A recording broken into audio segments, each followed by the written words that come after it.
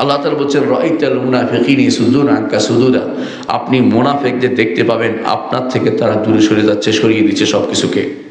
ফাকাইফা ইযা আসাবাতহুম মুসিবাতুন, আল্লাহ তাআলা এখন আমাদেরকে সাবধান করছেন যারা এই কাজটি করবে, আল্লাহ এবং রাসূলের পথ থেকে দূরে সরে যাবে। আল্লাহ তাআলা বলছেন আসাবাতহুম মুসিবা, তাদেরকে মুসিবত পাবে, দুনিয়ার বুকেও লাঞ্ছনা পাবে।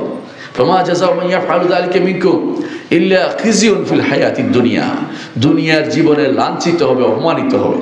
আল্লাহর বিধান থেকে দূরে সরে গেলে, আল্লাহর শরীয়তকে বাস্তবায়ন না করলে দুনিয়ার বুকে আপনি লাঞ্ছিত হবেন। সারা দুনিয়ার মানুষ আপনাকে থ্রেট দিবে, তারা দুনিয়ার রাষ্ট্রপ্রধানরা আপনাকে ছাগল মনে করবে।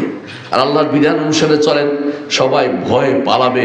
আল্লাহর বিধানের যে জৌলুস আছে, আল্লাহর বিধানের যে ক্ষমতা আছে, সেটা একটু বাস্তবায়ন করে দেখুন 10টা বছরের জন্য, দেখতে পাবেন আপনি সেই সৌন্দর্য, আপনি বুঝতে পারবেন বিশ্বের তাবৎ কাফেররা আপনাকে ভয় পাচ্ছে। আর যদি সেটা না করতে পারেন, আপনি কাফেরদের ভয় পাবেন, তাদের ভয়ে আপনি সবসময় কম্পিত থাকবেন, তাদের কাছে গিয়ে ধর্ণা দিবেন আর বলবেন আমার আর কোনো ভয় নাই, ইসলাম বাংলাদেশে প্রতিষ্ঠিত হবে না, এরকম কথাবার্তা আপনি বলতে তখন বলে তাদেরকে খুশি করতে চাইবেন।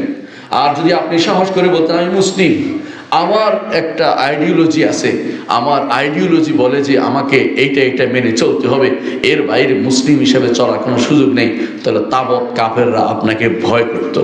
আল্লাহর বিধানের যে জৌলুস আছে, যে নূর আছে, যে হেদায়েত আছে, তাতে সারা দুনিয়ার সে কাফেরদের ষড়যন্ত্র সব ভণ্ডুল হয়ে যেত।